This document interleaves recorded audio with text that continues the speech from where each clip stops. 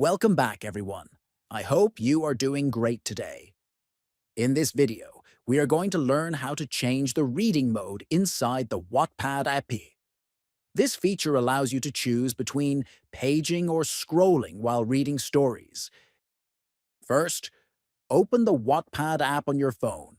Next, look at the top right and click on your current profile photo. Then, click on the Settings icon, which is also located at the top right. Next, scroll down on the home screen until you find the option called Reading Preferences. Then, tap on Reading Preferences to open the available settings.